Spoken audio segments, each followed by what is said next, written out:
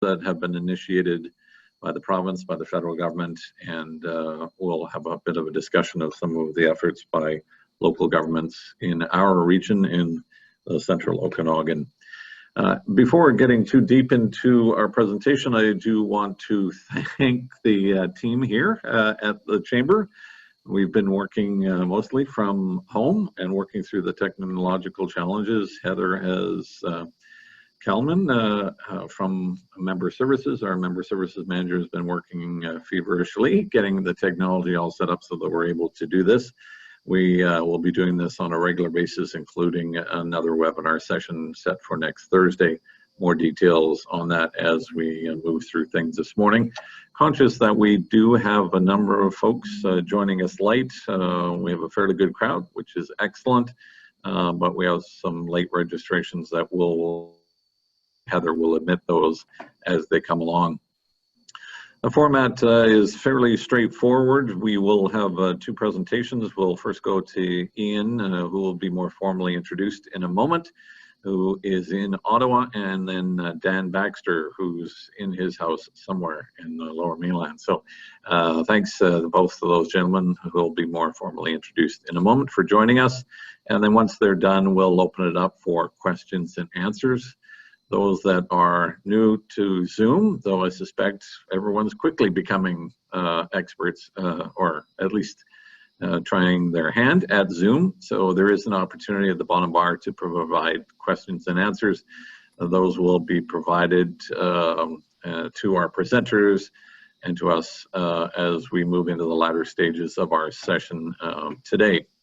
I do want to, before going, about that, just to also mention and thank our President Circle members here at the Chamber that have, our pillar members that have provided the opportunity for us to put this together and to continue our work on your behalf here at the Kelowna Chamber, including BDO LLP, Interior Savings, the University of British Columbia Okanagan, and MNP Accounting Consulting. We thank them. As mentioned, we have two guests with us, Ian Faris, the Senior VP of the Chamber Network Relations and Advocacy at the Canadian Chamber. Provide a bit more background on Ian in a moment. Also joining us is the Director of Policy, Government and Stakeholder Relations with the BC Chamber of Commerce, Mr. Dan Baxter. And if you have questions for Dan, go Mr. Baxter. No, questions for Dan will work for him. And if he can't answer, maybe it was meant for me. So we have two Dans on the line. Couple of housekeeping items I just want to let you know of. We are continuing operations here at the Chamber.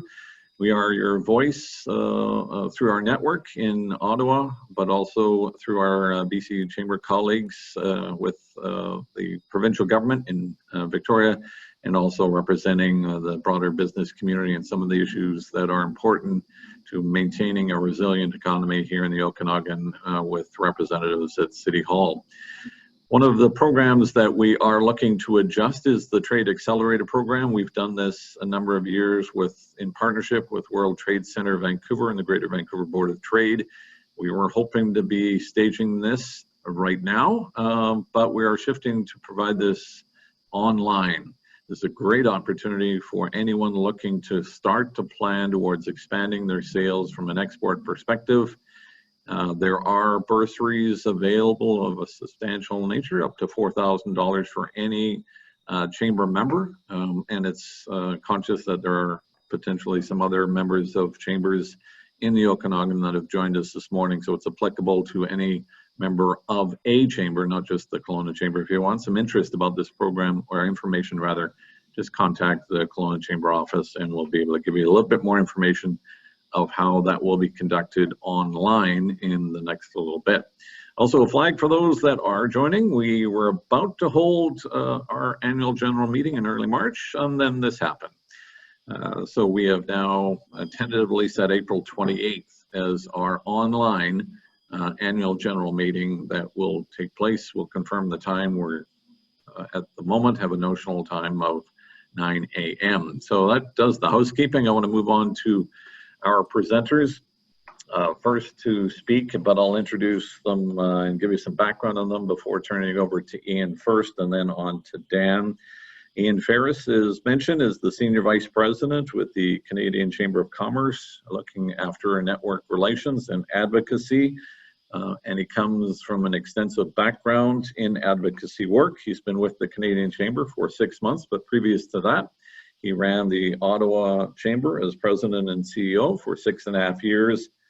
And something that we all get excited about, he was the President and CEO of the Brewers Association. So an issue for us near to dear is free trade of wine and spirits across provincial borders. So that's an issue that has been central to us in the Okanagan. So it's good to see you have that background.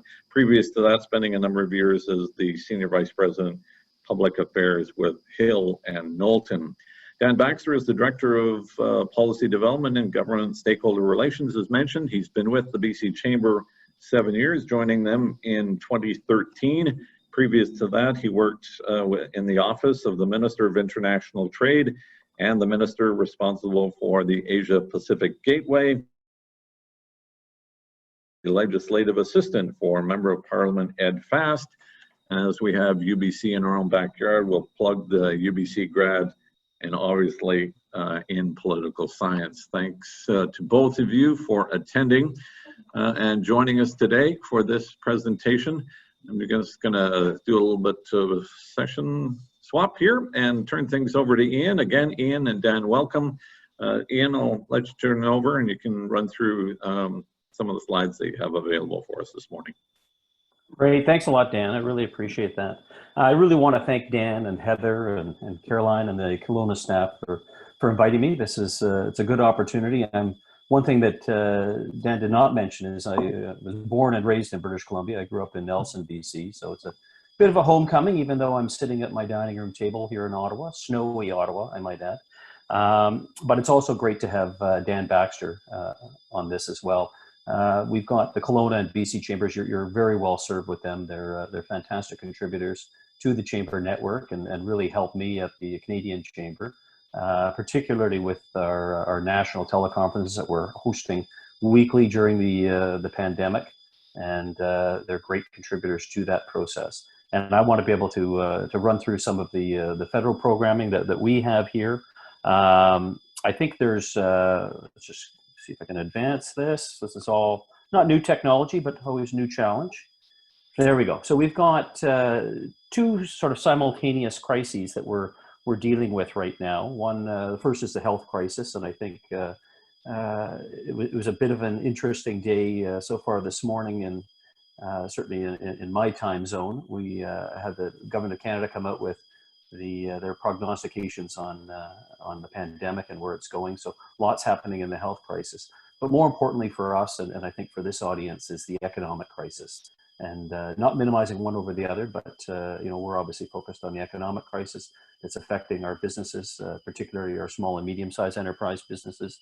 So I want to provide you with some information today that a little bit of some context on the federal government programs. I'll run through a number of slides where we talk about the different supports that are available from the Government of Canada.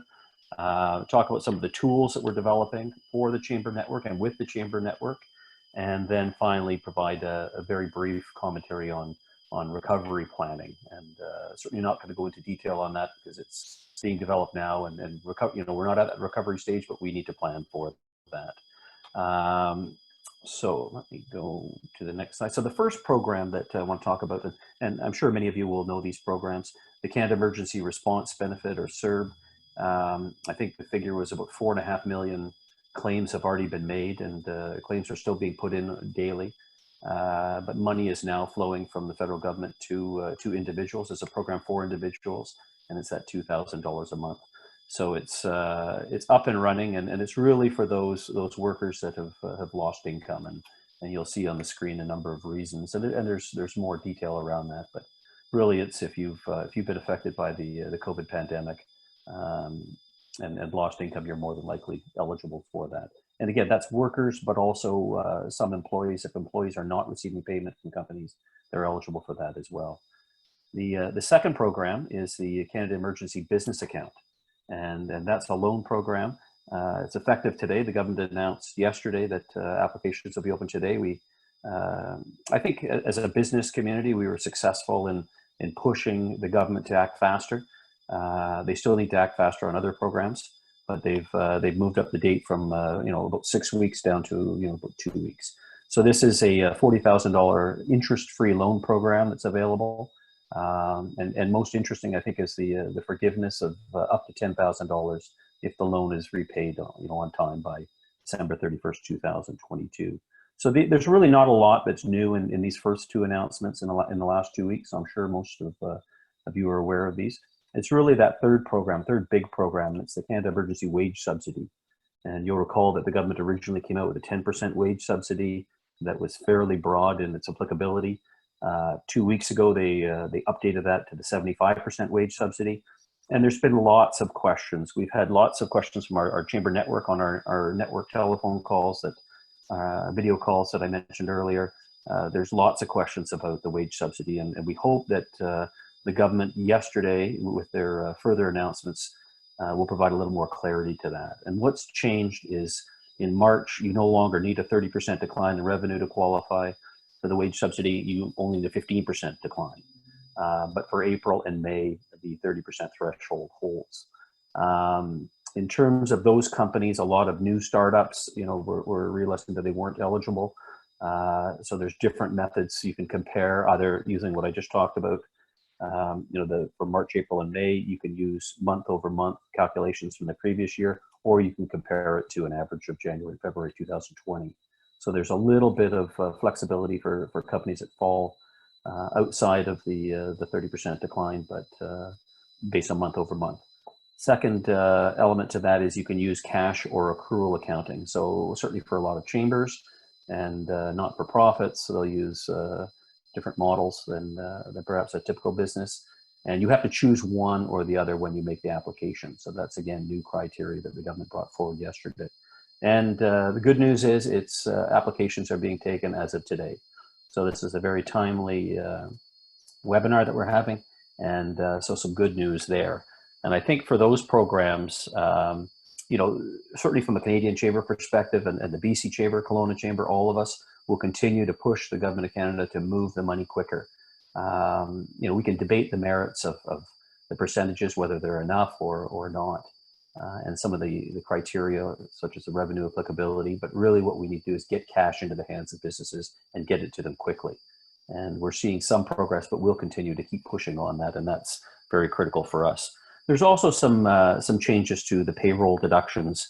Some additional measures will be forthcoming that will return payroll deductions, such as EI and CPP contributions. So there'll be an additional help there. In terms of additional measures, again, these are programs that have been in the public sphere for a few weeks. The Canada Child Benefit, the Goods and Services Tax, and of course delay in deadlines for filing income taxes and paying any income tax that's owed. Those are existing measures, but out there to assist workers and individuals. In terms of businesses, there's it's the BCAP program that we call BCAP, the Business Credit Availability Program. It's providing loans and funding for individual businesses, and that's done through the Business Development Bank of Canada, or BDC, and Export Development Canada. And those programs are they're a bit cumbersome at present. We're pushing the government to provide more clarity on the rules and processes that they're going to be going forward with. You've heard lots of anecdotal evidence from companies that they weren't eligible because they didn't have a good relationship with one of those government agencies, BDC and EDC. So we're really hoping that the government will come forward and simplify it and provide a little more clarity. Some of the other programs, the work sharing terms have doubled. It's an interesting program if you're looking to reduce some of your hours and share it with a colleague. And of course, back to income tax, much like the individuals, the corporate income tax, deferral of tax owing. However, for businesses, it's not a deferral on the tax deadline, so you still have to stick to your deadlines. And then finally, some GST, HST, and customs deferrals, which will help, but businesses have told us very clearly they need cash in hand. They prefer subsidies and not taking on debt. But hopefully those will be some of the initial measures that the government have put forward. There's going to be much more that's needed. I'm not sure how much more will be forthcoming from the Government of Canada, but we're certainly going to be pushing them to keep moving and get more. That's kind of an overview of the government programming. I now want to kind of switch gears to some of the tools that we're helping to create. And last week on, gosh, I think it was Monday actually this week, the weeks are kind of blending into each other. They're going very quickly. We created and announced the Canadian Business Resilience Network. And this is a campaign. Its primary focus is a website. So you can go to CBRN.ca, or you can spell it out. Either will work. Canadian Business Resilience Network.ca. This is a campaign that we've started with the partnership of the chambers, over 100 associations, some of Canada's largest and national associations. But really, it's those individual chambers that are the key partners, like the Kelowna Chamber and the BC Chamber. It's our attempt to provide one-stop shop for information. Again, back to our national teleconferences, our weekly calls. A couple times on each call, there's a question put forward: where can I find information? Where can I find the government supports, the private sector supports? What are our chambers doing? And so we're attempting to build a repository of information that businesses can tap into, and really a one-stop shop. So I mentioned it's a campaign. It's the website, CBRN. It's got insights and lots of tools and resources. This is our first cut at it this week. We're going to be improving it significantly. We've reached out to chambers across Canada, and including the provincial chambers, and asking them to curate or kind of take care of their own little corner, and hoping that they'll put tools and resources that are in the either at the municipal or provincial level or within the private sector. Second, we've got, as part of the campaign, information sharing and awareness building initiatives. We've got a daily newsletter. Anyone can sign up. It's on our website at chamber.ca or cbrn.ca. So please sign up for that newsletter. Just get the daily rundown of some of the good stories, some of the news stories that are happening, but also some of the important developments that are happening from the government programming. And we're putting on lots of webinars. This is a great tool to reach a business audience in these tough times. But we're doing a number of webinars. Some of them are from our policy directors. They'll speak to each of their sectors that they're responsible for. So whether it's environment or energy or talent and workforce development through to finance and taxation, they'll be putting webinars on, and we'll be posting those at the website. And then, of course, I've mentioned, 4 or 5 plugs for our weekly teleconference, which is happening right after this webinar, I might add. Finally, the last component that we're going to put on is digital toolkits. And these are toolkits for individual chambers and businesses to use. Not only to get through the crisis, but also prepare for recovery. And that's going to be a very important point for us. Is we're not there yet. We're still in the midst of this, as I mentioned, this health and economic crisis. But really, we're looking towards recovery, and we've got to be prepared that when the public health authorities give us the nod that things can begin to shift back towards a phase of recovery, that we're ready and have the policy recommendations and programs that we can put forward to ensure a speedy recovery of the economy and our individual businesses. Another element in our network toolbox, if I can call it, is our Statistics Canada partnership. And I'm very mindful that the provincial chambers, in particular the BC Chamber, really leading the field with their Mind Reader program and getting the pulse of the business community. So this is in addition to that, we're trying to get a national business conditions survey. So we partnered with Statistics Canada, and they're in the field this week trying to capture insights. And it's one of the largest crowdsourced business intelligence surveys that we're told. So kind of interesting to be part of that. But really will be very important in taking those findings, that information from businesses, and taking it to government on how businesses are going through the crisis, but also getting ready for recovery. So that's in the field until early next week, I believe Tuesday. And you can find that either on the CBRN website or the Canadian Chamber website if you're an individual business, and we'd urge you to take that survey. But also keep well connected with the BC Chamber and their Mind Reader. It's a fantastic product. Moving to a couple of other tools that we have. This is our Roadmap to Prosperity This is a bit dated, and I just want to put it out there as this was originally our roadmap going, or our platform going into the 2019 federal election campaign. We retooled it a bit to be our advocacy agenda at the Canadian Chamber. A number of recommendations under these 7 policy pillars.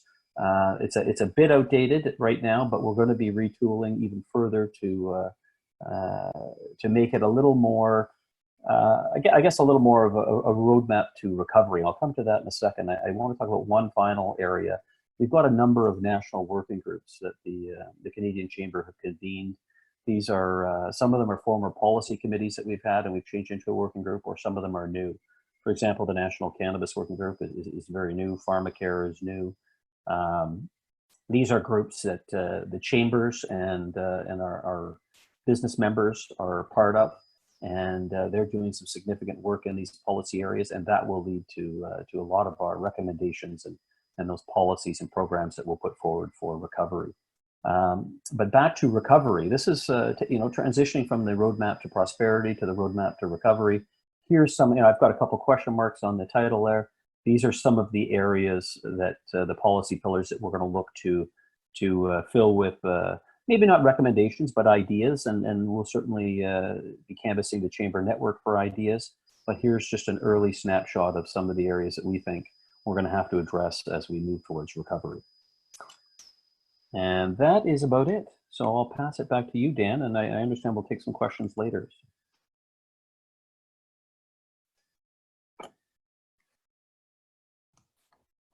You're on there. Mute, Dan. Or do you want me just to start right away, Dan? Sorry, what was that? You think as an old broadcaster or a former broadcaster, I should know to turn mics on and off. Thanks, Ian, for providing that overview, and we will go to Q&As when we have a number of Q&As in the waiting. One quick one before we turn things over to Dan Baxter from the BC Chamber. The wage subsidy program that's been talked about that we're familiar with, now the 75%, more details on that. That does require legislative work to be done in Parliament. Mm-hmm. Is there any sense, Ian, that you're getting as to the time frame in which that might happen? Seeing you're in the nation's capital, are you getting a sense of when that might come to fruition? Well, there's certainly lots of back and forth, lots of political intrigue, and the Prime Minister in his daily press conference today really implored the opposition to get behind the changes and allow that money to flow.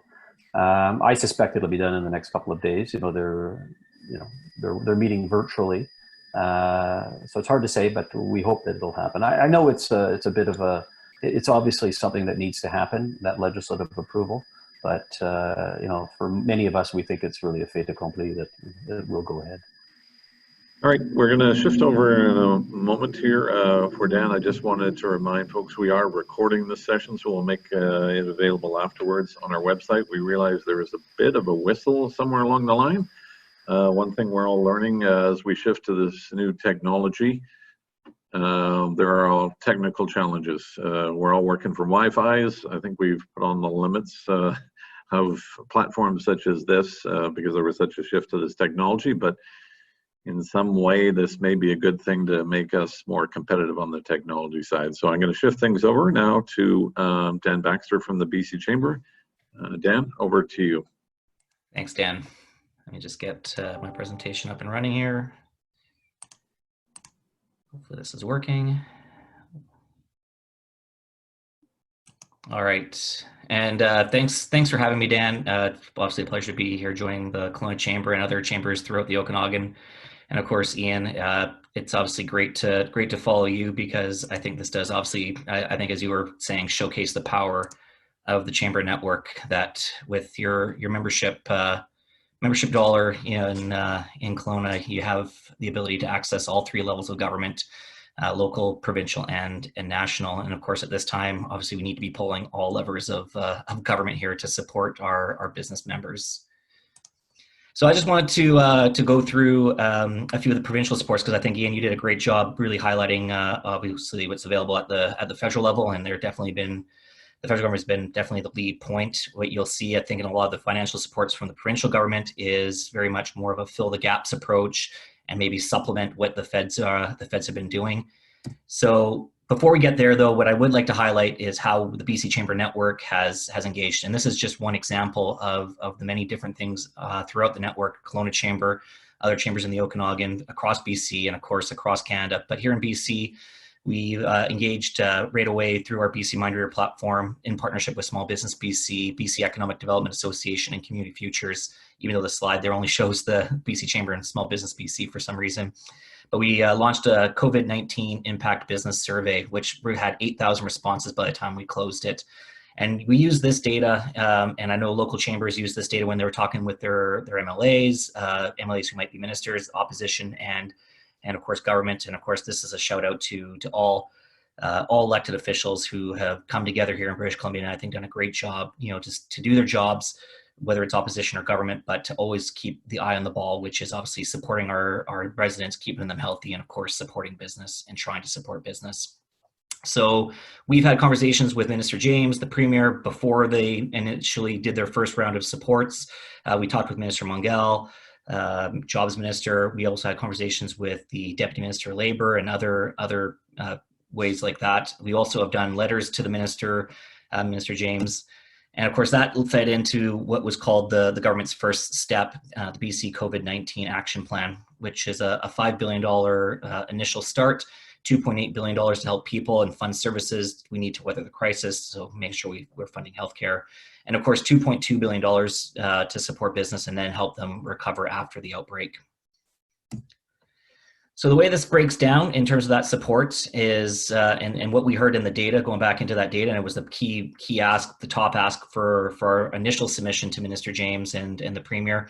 We heard 50+% businesses saying they wanted tax remittance deferrals would be the most helpful for them, keeping money in their pocket instead of having to pass it over to the government, allowing them to then reinvest that money for the short term into more critical fixed cost expenditures as they see revenue decreasing. So the government responded and has now extended the tax filing and payment deadlines to September 30th, 2020 for a bevy of taxes, the big ones being the employer's health tax, the provincial sales tax, motor fuels taxes, tobacco tax, the municipal and regional district tax, and also the carbon tax. Some other provincial financial supports, again, hearing what we heard from our members, and we're still focusing on, obviously, the property class or property taxes side of the equation. We obviously would love to see and are continuing to advocate across the province for deferrals of municipal property taxes. But obviously what the province can control, because obviously there is a bit of a dual conversation there with municipal government as well as the provincial government. The provincial government focused on commercial, light, and major industrial property classes through the provincial school tax. So they cut that 50%, which meant $500 million of immediate relief flowing to businesses that own their property. And of course, just as important, allowing the commercial landlords to then immediately pass those savings on to their tenants in their triple net leases. So a little bit of support on that side for those landlords and tenants as they look to pay their bills. Of course, the government in the previous budget in February, which feels like an eternity ago now, the new PST for e-commerce and sweetened beverages, they were going to basically apply the PST to those two elements. They have now delayed that until September 30th at least, and then they'll review again whether to actually bring those costs on to people and business. And of course, we were also supposed to believe April 1st, so just passing, we were supposed to see the increase in the carbon tax, which has now been postponed as well. Again, that's a great step forward, not adding and layering on cost to business that have to use carbon as part of the processes, or of course for people paying carbon tax on just daily goods and stuff like that. Going to Ian's point, obviously it's not, it is obviously too soon for recovery, but it was obviously great that the province is trying to look beyond the immediacy of the crisis. So of course they have dedicated $1.5 billion for economic recovery, and they've constituted a BC Economic Recovery Task Force, which the BC Chamber through Val Litwin, our president and CEO, is a member of that task force.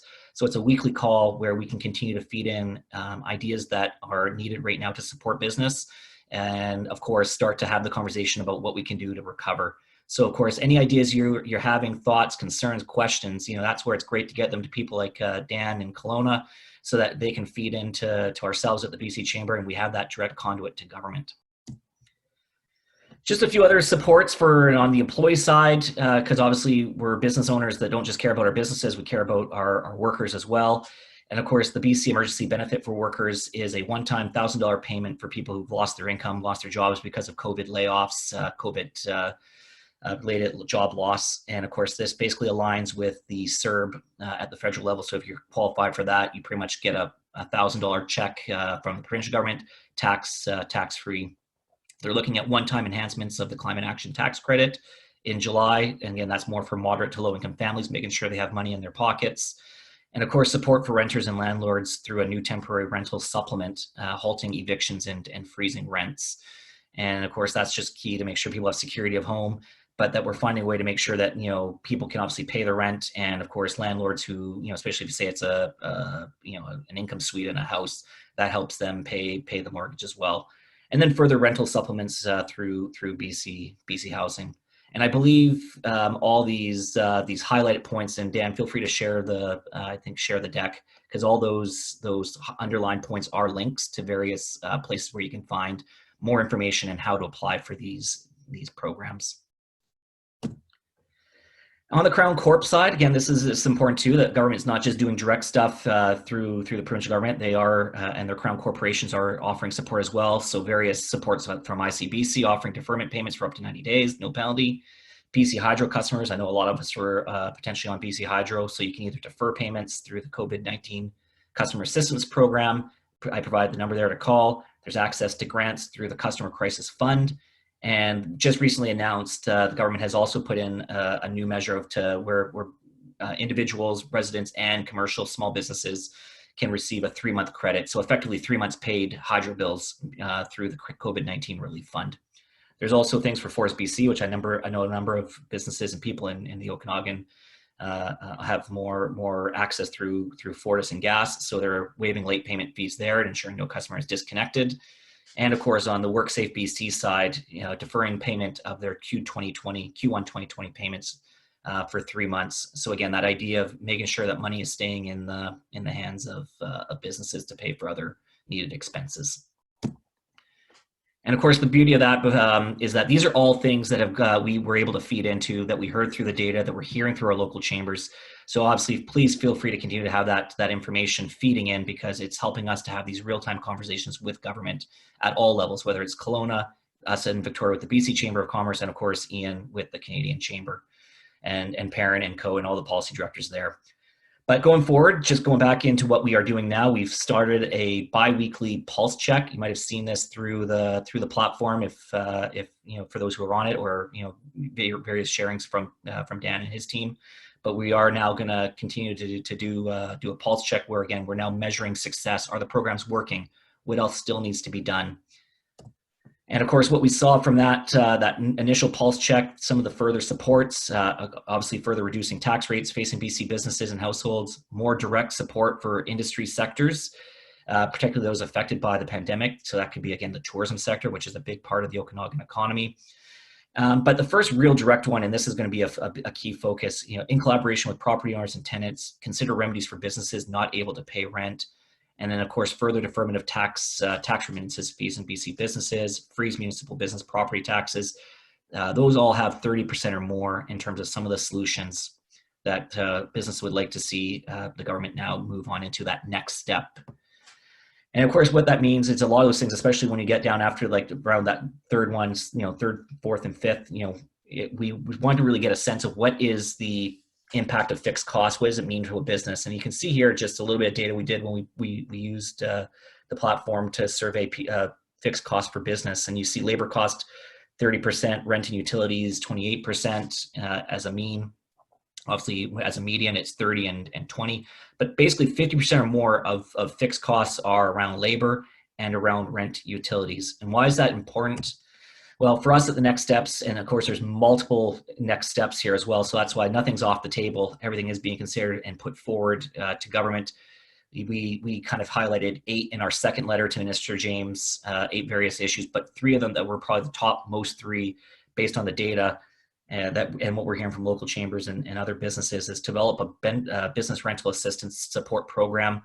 That's what we're, and of course we want to hear what, what you're hearing on the ground there. freeze the minimum wage for 6 months, goes back into that labor piece. We have a wage increase, minimum wage increase coming in June. And of course, that's around the time that hopefully we'll be recovering from the COVID-19 crisis. So layering on a new cost of minimum wage at that time could be counterintuitive. So it's not to say no to the minimum wage increase. It's just let's look at freezing it for 6 months, and then of course deferring municipal property taxes for 6 months. And of course, where we're putting in there too is maybe the government can cover a portion of that too, because as businesses start to recover, and this is actually a similar request we're putting forward on the EHT, which is based on payroll. Some of these things, as businesses are recovering, if they have to pay those future costs and they weren't getting any revenue now, and those are costs that have to be paid no matter what, whether you make revenue or don't make revenue. Those are the kinds of ones like EHT, like property tax, where we're thinking it would be great if the government can give a little bit of a break to those businesses, so they're not taking those future earnings and having to invest it into repaying previous taxes. So if we can look at something like that on the EHT, maybe a 6-month forgiveness where you don't have to necessarily pay back that full amount, or 3 months even, as well as a portion of the property tax, can really give that extra boost to businesses. So those are some of the ideas that we're considering putting forward. And of course, I think that is really it for our next steps, but happy to take any questions. And of course, just to reiterate, that this is an ongoing conversation. And of course, it's these kinds of opportunities where we can share your ideas, what's on your mind, directly with the provincial government. So obviously keep that information coming in through Dan and his team in Kelowna and your various local chambers in the Okanagan, because we really are moving the needle, whether it's in Victoria or in Ottawa, as a team, as one network. So I think with that I will stop there and pass it back to you, Dan, and just thank you again. Thanks very much, Dan, for that update. We did promise when we started we'd look to 45 to 50 minutes. Folks have an opportunity to provide questions by utilizing the Q&A. If we don't get to all of those, we do promise that we will get back to all those that have raised any questions later following our session here. I just want to note we did get a quick chat that noted that Fortis has deferred their payments to June 30th. So, and I can grab all the Q&A off here. So I'm going to go to just a couple of questions, if I could, and we'll open it up. Dan and Ian will try to direct these one way or the other, if they're national or provincial. There's a question still unclear with the wage subsidy program with regards to retroactive dates. And this is an interesting question, because you have a program, then you start to test drive, and then you realize, here's a scenario where this is a little bit more complex, and this is one of those. I had a laid off number of employees mid-March, and they've made EI claims. With the wage subsidy program being retroactive, does that mean they can be hired back, these people, at the date they were laid off? Or is it retroactive subsidy for only those that were kept working? And if that's the case, then I suppose I should hire back the rest only when the legislation has passed. So Ian, perhaps maybe you can give some thoughts on that, whether you've heard that. And I think we also, and we'll get you to come off mute, and then we saw that in the Air Canada, though there was laid off, but then there's a wage subsidy, so there's incentive to bring them back. And then there's this confusion, well, wait a minute, I laid them off, and some were starting on the EI. How does that apply on the wage subsidy program? Well, that's a very good question. I mean, that was one of the initial entrees that we had to the government of Canada when the COVID crisis hit, was that people were laying off their employees, and we wanted to retain that linkage between the employer and the employee. We felt that was very critical, and the government recognized that with this program. Now, there's really, it's you have to be an employee, and it's wages paid to that employee. So I think in this example, when you're talking about having laid off the employees as of mid-March, they wouldn't be eligible for any subsidy during the time that they were laid off. Now, because it goes back to March 15th, presumably you could rehire them effective and March 15th and pay their back wages, and then it would be applicable. So it's really real dollars that are spent on salary that are eligible for this.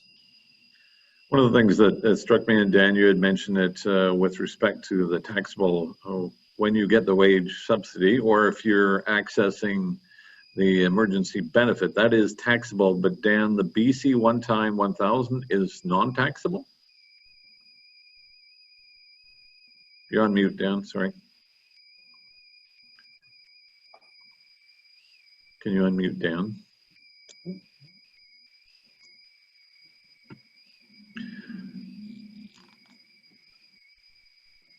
Here he goes. Mute now. There you go. Can you hear me now? Yeah, now there we go. Perfect. Okay, so yeah, just once again. So yeah, no, that's correct. Our 1,000 emergency benefit $1,000 one-time payment is tax-free. It's again the government, the BC government is very aware. They want to make sure as much money gets into the pockets of workers, British Columbians. You know, and I think that's obviously smart because you know the consumption function. If people feel secure with income, knowing that money is there to be spent, they're going to be more likely to spend it. Which, even though, you know, as businesses try to figure out this new COVID environment, you know, if they are still operating, we need people to still come out there and spend money in the community, you know, whether it's, you know, in your local craft brewery, you know, picking up a 6-pack or something like that, you know, you want to make sure we're still spending some of that money. So I think was a good move by the provincial government to make it tax-free. Something I think we should be looking at the feds as well is some of those things is that same concept is let's not try to burn too much with businesses as they start to recover by having things, you know, necessarily have to be kind of paid back, you know, or considered taxable, even if a portion of it's forgiven, not necessarily the full amount. Mm-hmm. And just a reminder, those that have joined us, so you can use the Q&A to ask any of our panelists a question. And a reminder, we are recording this. Once we get the recording, we'll make it available through our website for anyone that wants to access that. And that's where we'll store all future webinars as we go forward in this current environment. It is interesting, the last question, and this one is specific around a situation, and potentially this is applicable from a national perspective.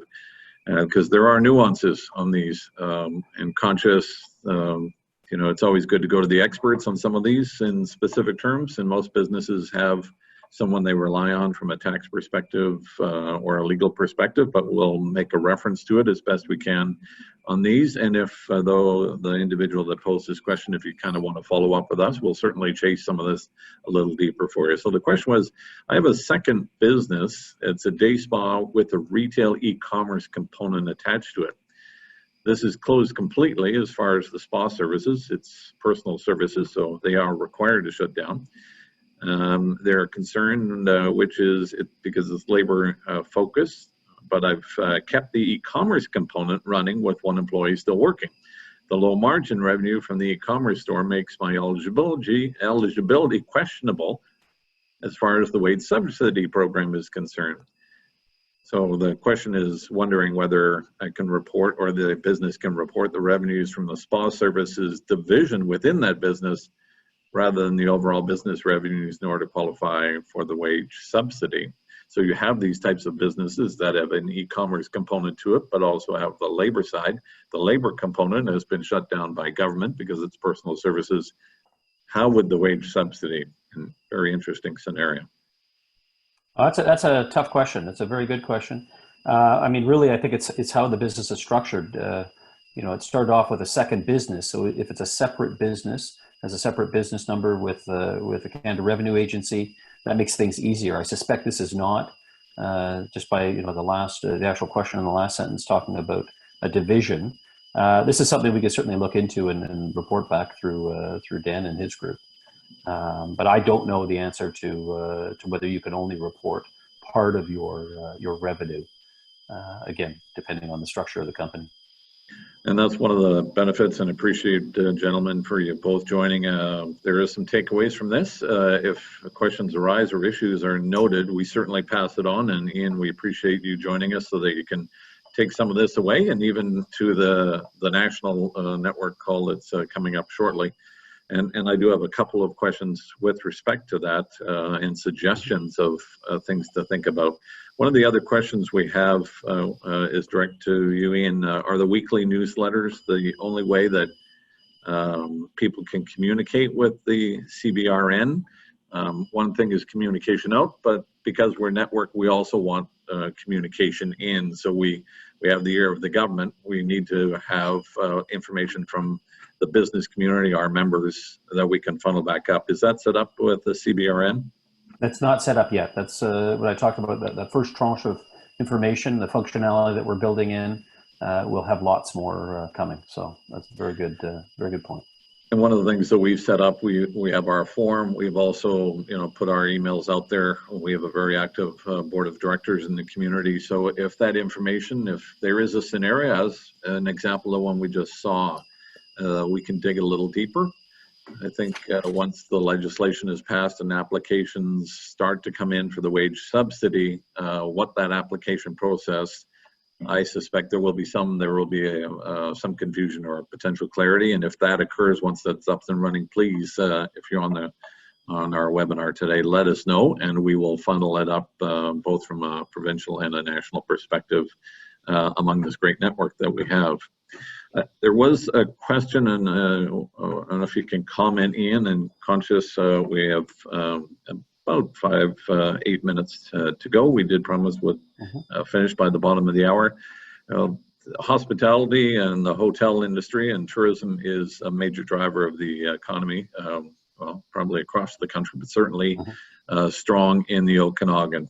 And right now, the hotels are being significantly impacted to a degree that the wage subsidy program, it's been mentioned, is not critical now, but it will be when the recovery starts to occur. So a delayed ability for that particular sector or industry to access that type of program, not now, but when the recovery starts. Have you heard that comment? And is that something that you could take away in discussions potentially with the federal government, that there needs to be some thought on that recovery side? And there's a great example, because no one on the tourism side, they're particularly on the independent hoteliers, are just trying to hold on right now.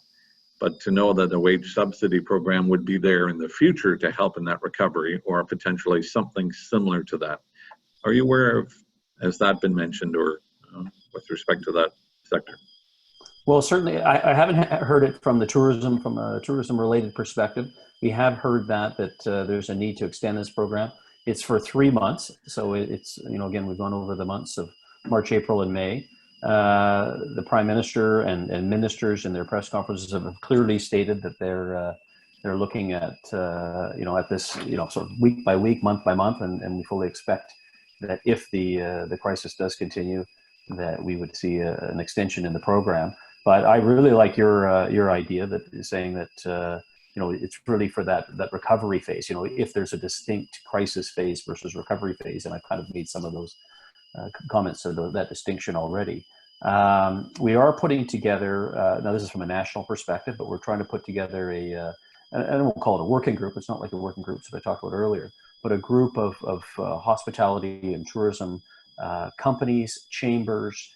I know Kelowna will be interested in that. And this is just in the last 24 hours, we're trying to get this going. And this is something this is a group that will, can certainly come forward and help us with some recommendations for government. And this is certainly a good one that I'll take back to my colleagues, and we'll push the government on. So we're getting close to the promised time, so I'm going to call this the speed round. So I'm going to rattle off as many questions as I can, some that were posed in advance coming into today. The temporary foreign workers program, critical for the agricultural sector. There has been some back and forth and some consideration of exemption and a process to enable that to occur to keep the agricultural sector. Ian, are you familiar with it? And I'm conscious you're not the only one working at the Canadian Chamber. There's some experts, which is great. Have you heard or providing more details? Do you expect that to occur, and so that the agricultural sector, particularly important here in the Okanagan, but elsewhere, will be addressed? We've certainly heard from enough chambers and companies that are in that sector that it's critical. I'm not an expert on it by any means, and my colleague Leah Nord is very much up to speed. So I'm going to get a full written update from her that you're able to circulate with your members and the people on this call. But I understand that last week there was some progress made, and now it still involves a quarantine and of workers coming across for 2 weeks, and so the timeliness might not be be perfect, but I'll get an update for you, get back to you. Yeah, it's interesting in that sector, particularly there's some would suggest, well, let's bring our students in, or that's not easy work. And in the heat that we get in the Okanagan, and there's a skill set that is applicable to that. So that temporary foreign worker program is particularly important. We have another question online with respect to clarity on the wage subsidy program. Now, there's a lot of information, and many of us have said it's like a fire hose. Spraying every which way, and people have a really tough time. We're trying to manage our communications that we send out without getting into that, but we apologize. We do a little bit of that fire hose as well. What can you say, or any comments with respect to the clarity around that, or do we just wait to see what the actual legislation looks like, and then what the application? Is it still evolving as we sit here today? No, the government came out with their, I'd like to think it's a penultimate, but it could be their sort of final package yesterday. There's on their website and accessible through the CBRN website is the detail. And, it did provide, as I mentioned in my presentation, it provided clarity in 4 or 5 areas, but still a lot of individual scenarios that you won't know until you put an application in. Applications for that wage subsidy are coming out today. So hopefully there'll be, a little more of a simplistic approach and clarity there. But the government have signaled to us that not that they're 100% done with this, but they're getting close to it, and they've got to move on to other areas. But we'll still continue to push. And again, I mentioned we want to get that money out as quick as possible, and that's the key. Another question with respect, I think it's with the BCAP, but there was a discussion around qualifying with payroll at a minimum threshold of $50,000.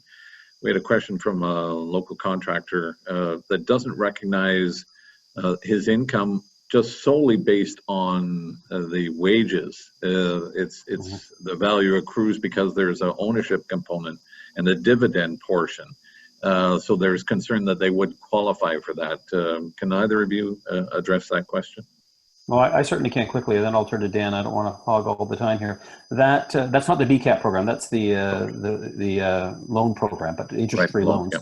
But you're right. We've had a number of companies that have come to us, a number of members that have come and said they're getting their income through a T5 or dividend, something like that, and not a T4. We've raised that with the government. We've pushed them on it. They've told us they're looking into it and considering it, but we haven't had any progress on that to date. So certainly it's been mentioned by a couple on the loan program here. So if we get any more details, if you can share it with us, we'll certainly share it with the members that are there. Dan, was there anything further on that? Yeah, just on that, and again, it's the power of the network feeding it into multiple levels. Talk about the 1-2 punch. It's obviously great that Ian and his team, Perrin, and the guys out there are pushing on it, because I got that similar kind of email on a similar situation that, someone was paying themselves dividends. They make more than $50,000 when you look at the dividends that they pay out, but because their salary is below 50, they don't qualify. It's an incorporated business.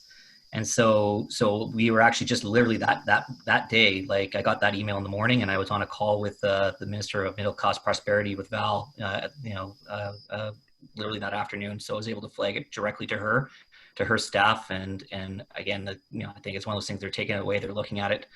So hopefully, again, it's a little fix. It's just can expands the program by a little bit, but it could go a long way for a lot of those incorporated small businesses, so they can get access to that Canada Emergency Business Account and the $40K that goes with it. As we wrap things up here, and we'll certainly follow up with any questions that come in. Any final comments or guidance that you can provide to some of the business and members that have joined us this morning with respect to some of these programs? I was reminded recently, as an example, some of these programs are being delivered or managed by different entities, so including financial institutions. So it's important that the relationships, as an example on the loan program, that the businesses seek out the experts. Any thoughts, Ian, just now that you're in the thick of this, that you could give just generally for people, aside from breathing deep and sharing communication, and don't be afraid to share those challenges? Any guidance you would give? Well, I think in terms of the private sector delivery, like the banks, I mean, you've got to have a good relationship with your banker. Any webinars, any insights that have come to us from businesses, they're continually raising that. Unfortunately, the banks, often the banks aren't held in the best light as far as speed and delivery. But in this case, I think it's a good way of delivery. They've got your information, they understand your business, so they should be able to make a decision. On that loan program, there was talk that the government would take that over and run it through one of their crown corporations or another entity, and they've decided no, let's go with the banks, and they've even shortened the time frame. They looked at a minimum of 5 days between the loan application and approval, and the bank said we can do it quicker. So hopefully the proof will be there that they are moving quickly. Okay, thanks, Ian. Dan, any final thoughts or guidance, short, as we wrap things up this morning? Yeah, obviously, it's important to just keep the dialogue going, keep the scenarios coming in, because, as much as I think some of us can be frustrated with government in terms of getting the money out the door, and great work, Ian, for your team continue to push the feds to get that money out quicker. We do have to keep in mind that this is the political equivalent of trying to, create, God created the universe in 7 days, that these programs usually take years, definitely months, if not years, to create. And they are trying to do it in lightning speed. And so I think what's important about it, look at the programs, see what's there, whether it's the wage subsidy, the Canada Emergency Business Account, whatever it is available provincially as well.